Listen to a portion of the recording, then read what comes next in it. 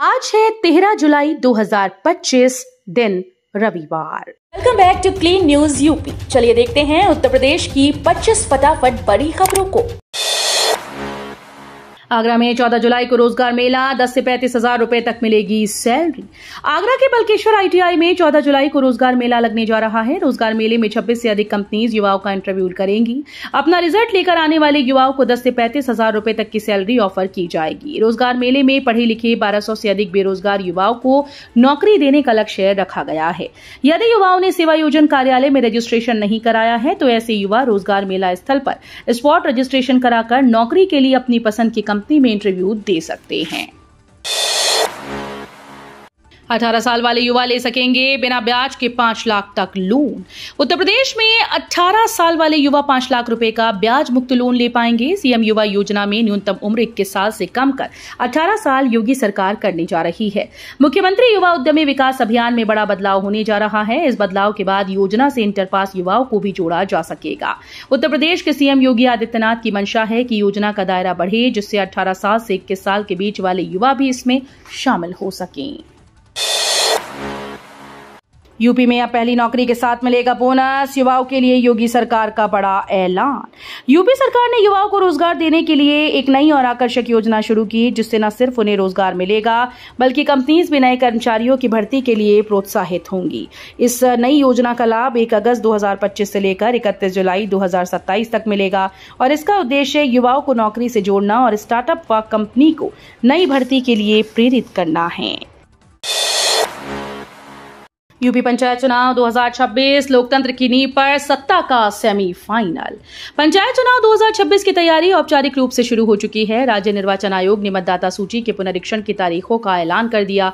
इसके साथ ही यह साफ हो गया कि प्रदेश में स्थानीय निकाय चुनाव अब धीरे धीरे निर्णायक मोड की ओर बढ़ रहे हैं। माना जा रहा है कि 2026 की शुरुआत से पंचायती चुनावी बिगुल बज जाएगा और इसका सीधा असर 2027 में होने वाले विधानसभा चुनाव पर भी देखने को मिलेगा। सावन में हर शनिवार और सोमवार को स्कूल्स में छुट्टी। यूपी के जिले में आदेश जारी। सावन माह में कांवड़ यात्रा के दौरान बदायूं जिले में यातायात और सुरक्षा व्यवस्था को सुचारू बनाए रखने के लिए डीएम के निर्देश पर विद्यालयों में छुट्टी घोषित की गई। जिला विद्यालय निरीक्षक लालजी यादव ने कहा कि 14 जुलाई, 19 से 21 जुलाई, 26 से 28 जुलाई व 2 से 4 अगस्त को 6 से 12 तक की कक्षाएं विद्यार्थियों के लिए बंद रहेंगी। हालांकि शिक्षक व अन्य कर्मचारी नियम के अनुसार उपस्थित रहेंगे। शहर में महंगा पड़ सकता है बिना लाइसेंस कुत्ता टहलाना। 4 लोगों से वसूला गया 20,000 का जुर्माना। नगर निगम पशु कल्याण विभाग की ओर से शनिवार को पालतू कुत्तों के लाइसेंस का चेकिंग अभियान चलाया गया। इस दौरान 4 लोगों से 20,000 रुपए जुर्माना लिया गया। 2 लाइसेंस मौके पर बनाए गए। 2 पोमेरियन व 1 पग कुत्ते को जब्त भी किया गया। केजीएमयू को 5 भवनों को मिलेगी सौगात। सीएम योगी करेंगे शिलान्यास व लोकार्पण। मुख्यमंत्री योगी आदित्यनाथ सोमवार को किंग जॉर्ज चिकित्सा विश्वविद्यालय पहुंचकर रोगियों को सुविधाओं की सौगात देंगे। इसके तहत 2 भवनों का लोकार्पण और 3 का शिलान्यास होना है। केजीएमयू प्रवक्ता प्रोफेसर के सिंह ने बताया कि सोमवार को शाम 4 बजे मुख्यमंत्री ने लोकार्पण और शिलान्यास के लिए समय दिया है। छीनी गई अल्पसंख्यकों की धार्मिक आजादी। ईद पर मुस्लिम सड़क पर पैर भी रख दें तो कार्रवाई। आजाद समाज पार्टी काशीराम के राष्ट्रीय अध्यक्ष व नगीना से सांसद चंद्रशेखर आजाद ने कहा कि अल्पसंख्यकों की धार्मिक आजादी को छीना जा रहा है। मुसलमानों को शूद्र बनाने की कोशिश हो रही है। एक तरफ सरकार कांवड़ यात्रा के इंतजाम करती है तो वहीं ईद की नमाज में मुसलमान सड़क पर पैर भी रख दें तो कार्यवाही हो जाती है। उन्होंने दलित, पिछड़े और मुसलमानों के सियासी गठजोड़ बनाने पर जोर दिया। यूपी में ट्रैफिक नियम तोड़ने वाले हो जाएं सावधान। 5 बार की गलती तो होगा बड़ा एक्शन। यूपी में ट्रैफिक नियमों को लेकर बेपरवाह रहने और बार बार नियम तोड़ने वाले सावधान हो जाएं। अब यदि उन्होंने 5 बार नियम तोड़ दिए तो उनके खिलाफ बड़ा एक्शन हो जाएगा। 5 या उससे अधिक बार ट्रैफिक नियम तोड़ने पर बीमा क्लेम नहीं मिलेगा। इतना ही नहीं, डीएल और गाड़ी का पंजीकरण भी निलंबित कर दिया जाएगा। अवैध धर्मांतरण देश के खिलाफ साजिश, दोषियों पर होगी कार्रवाई। बलरामपुर में अवैध धर्मांतरण के नेटवर्क का पर्दाफाश होने के बाद सीएम योगी सख्त नजर आए। मुख्यमंत्री योगी आदित्यनाथ ने कहा कि कुछ ताकतें योजनाबद्ध तरीके से देश के स्वरूप को बदलने की कोशिश कर रही हैं। ये समाज को तोड़ने और धार्मिक सौहार्द को नुकसान पहुंचाने की साजिश है। ऐसी गतिविधियों को किसी भी हाल में बर्दाश्त नहीं किया जाएगा और दोषियों पर कठोर कार्रवाई की जाएगी। बिजली विभाग बिकेगा, जनता की जेब पर पड़ेगा डाका, अखिलेश यादव का योगी सरकार पर तंज। समाजवादी पार्टी के राष्ट्रीय अध्यक्ष और यूपी के पूर्व मुख्यमंत्री अखिलेश यादव ने शनिवार को भाजपा पर तीखा हमला बोला। उन्होंने योगी सरकार पर तंज कसते हुए कहा कि भाजपा के बाजार में अब बिजली विभाग बिकेगा और जनता की जेब पर डाका पड़ेगा। इस सरकार में बिजली व्यवस्था पूरी तरह से बर्बाद हो गई है। CCSU कैंपस और संबद्ध कॉलेजेस में दाखिले की रजिस्ट्रेशन 20 जुलाई तक। चौधरी चरण सिंह विश्वविद्यालय कैंपस और संबद्ध कॉलेजेस में BA, BCom, BSc और BSc कृषि सहित स्नातक ट्रेडिशनल प्रोफेशनल कोर्स में प्रथम वर्ष के पंजीकरण 20 जुलाई तक होंगी। विश्वविद्यालय ने फिर से स्नातक पंजीकरण की अंतिम तिथि बढ़ा दी है। पंजीकरण की धीमी रफ्तार और कांवड़ यात्रा के चलते कॉलेजेस में प्रवेश प्रक्रिया में संभावित व्यवधान के चलते विश्वविद्यालय ने छात्रों को पंजीकरण का एक और मौका दे दिया है। लखनऊ में लगेगा युवाओं के हुनर का मेला, AI और स्टार्टअप्स को मिलेगा बड़ा मंच। विश्व युवा कौशल दिवस 2025 के अवसर पर यूपी सरकार 15 और 16 जुलाई को लखनऊ में कौशल ओलंपिक का भव्य आयोजन करने जा रही है। ये कार्यक्रम उत्तर प्रदेश कौशल विकास मिशन के अंतर्गत आयोजित होगा। इसका उद्देश्य आर्टिफिशियल इंटेलिजेंस जैसी आधुनिक तकनीकों के माध्यम से किए गए टेक बेस्ड कौशल नवाचारों के माध्यम से युवाओं को मंच देना है। डीएम की बेटी के लिए खुला अल्ट्रासाउंड कक्ष, CMS को लगी फटकार, फिर अब आम मरीजों के लिए भी शुरू। उत्तर प्रदेश के बांदा जिला अस्पताल में स्वास्थ्य सेवाओं की हकीकत एक बार फिर से उजागर हुई। अस्पताल का अल्ट्रासाउंड कक्ष पिछले कई हफ्तों से बंद पड़ा था और मरीजों को अल्ट्रासाउंड के लिए प्राइवेट सेंटर्स पर भेजा जा रहा था। लेकिन जब खुद जिलाधिकारी जे रिभा अपनी बीमार बेटी को लेकर अस्पताल पहुंची तो वो बंद अल्ट्रासाउंड कक्ष चंद मिनटों में खुल गया और अल्ट्रासाउंड की सुविधा तत्काल मुहैया करा दी गई। नोएडा एयरपोर्ट के 20 किलोमीटर के दायरे में निर्माण करना आसान नहीं, AAI से NOC लेना अनिवार्य। नोएडा इंटरनेशनल एयरपोर्ट के आसपास निर्माण करने से पूर्व NOC लेनी होगी। एयरपोर्ट के 20 किलोमीटर दायरे में निर्माण के लिए भारतीय विमानपत्तन प्राधिकरण से अनापत्ति की अनिवार्यता है। एरोड्रोम लाइसेंस के लिए निर्धारित शर्तों में ये शामिल है। नोएडा इंटरनेशनल एयरपोर्ट की 9 जुलाई को पर्यावरण प्रबंधन समिति की द्वितीय बैठक जिलाधिकारी मनीष कुमार वर्मा की अध्यक्षता में हुई। यूपी बीएड दाखिले की काउंसलिंग विश्वविद्यालयों के रिजल्ट के फेर में फंसी। उत्तर प्रदेश की संयुक्त प्रवेश परीक्षा का परिणाम जारी हुए करीब महीना भर बीत चुका है, लेकिन काउंसलिंग शुरू नहीं हो पाई। विश्वविद्यालयों में स्नातक तृतीय वर्ष का परिणाम जारी नहीं हो पाया। ऐसे में प्रवेश काउंसलिंग शुरू नहीं हो पा रही है। महात्मा गांधी काशी विद्यापीठ में तो अभी परीक्षाएं चल रही हैं।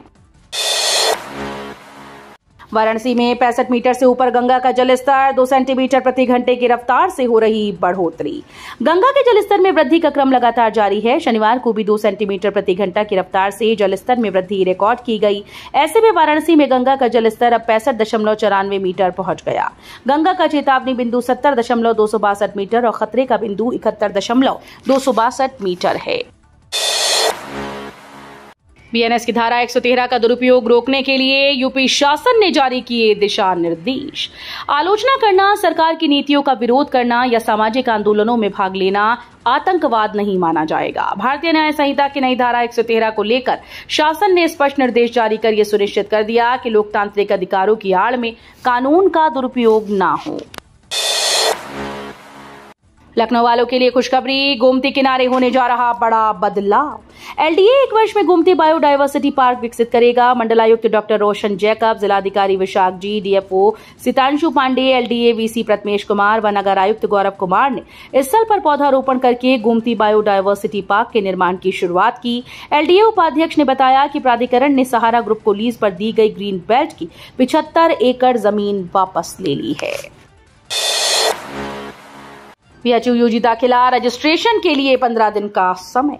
BHU में विभिन्न UG पाठ्यक्रमों में प्रवेश पंजीकरण के लिए देश भर के अभ्यर्थियों को 15 दिन का समय दिया जाएगा। 14 जुलाई से प्रवेश पंजीकरण शुरू होने के आसार हैं। BHU के प्रवेश पोर्टल पर डेटा अपलोड से लेकर वर्गीकरण आदि की तैयारी कर ली गई। 31 जुलाई के आसपास सीटों का आवंटन शुरू किया जाएगा। PG की तरह ही UG अभ्यर्थियों को भी मिड एंट्री रजिस्ट्रेशन का मौका दिया जाएगा। ग्रेटर नोएडा में रबुपुरा से भाईपुर तक सड़क चौड़ीकरण का काम शुरू। ग्रेटर नोएडा के रबुपुरा से भाईपुर ब्रह्मन तक सड़क चौड़ीकरण का काम शुरू हो गया है। सड़क के दोनों तरफ चौड़ीकरण के लिए खुदाई कार्य जारी है। झाझर रबुपुरा भाईपुर तक 9.5 किलोमीटर मार्ग 10 मीटर चौड़ा होना है। ये सड़क यमुना एक्सप्रेसवे अंडरपास होते हुए भाईपुर ब्रह्मन गांव स्थित नानकेश्वर महादेव मंदिर तक जाती है। छुट्टियों के बाद सोमवार से शुरू होगी लखनऊ विश्वविद्यालय में पढ़ाई, चीफ प्रॉक्टर ने जारी की नई गाइडलाइन।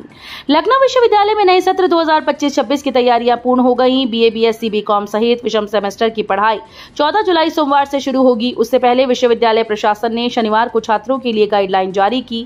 नए सत्र से विश्वविद्यालय परिसर में छात्र छात्राएं अपने वाहन नहीं ला सकेंगे। कोई छात्र अपने वाहन सहित प्रवेश करने की कोशिश करता है या फिर अंदर वाहन के साथ घूमता पाया जाता है तो सिक्योरिटी गार्ड के साथ साथ छात्रों पर भी कार्रवाई की चेतावनी है।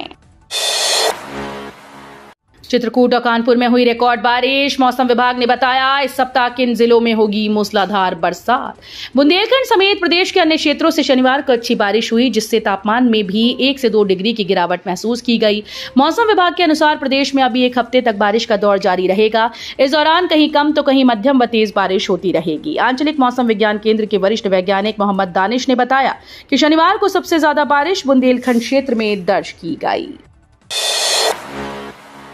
1 अगस्त से लागू होगा 50% सैलरी पेंशन नियम। पूरे देश में आएगा यूनिफाइड पेंशन मॉडल का नया दौर। 1 अगस्त से भारत में एक नया यूनिफाइड पेंशन मॉडल लागू होने जा रहा है, जो देश के सभी कर्मचारियों के लिए पेंशन सुरक्षित करने की दिशा में एक बड़ा कदम है। इस नियम के तहत कर्मचारियों की सैलरी का 50% हिस्सा पेंशन के रूप में निर्धारित किया जाएगा, जिससे उन्हें वित्तीय सुरक्षा का एक नया आधार मिलेगा। 8वें वेतन आयोग की सिफारिशें कब तक लागू, कितनी बढ़ेगी सैलरी। देश के 1 करोड़ से ज्यादा केंद्रीय कर्मचारियों और पेंशनर्स को 8वें वेतन आयोग की सिफारिशों का इंतजार है। चूंकि दिसंबर 2025 में 7वें वेतन आयोग की अवधि समाप्त होने वाली है, ऐसे में सरकारी कर्मचारियों और पेंशन भोगियों को 1 जनवरी 2026 से नए वेतन आयोग के गठन की उम्मीद है। हालांकि अब तक की जो रफ्तार है, इससे उम्मीदों को झटका लग सकता है। तो ये थी आज की 25 फटाफट बड़ी खबरें। अगर आपको न्यूज पसंद आई हो तो वीडियो को लाइक और शेयर जरूर करें। धन्यवाद।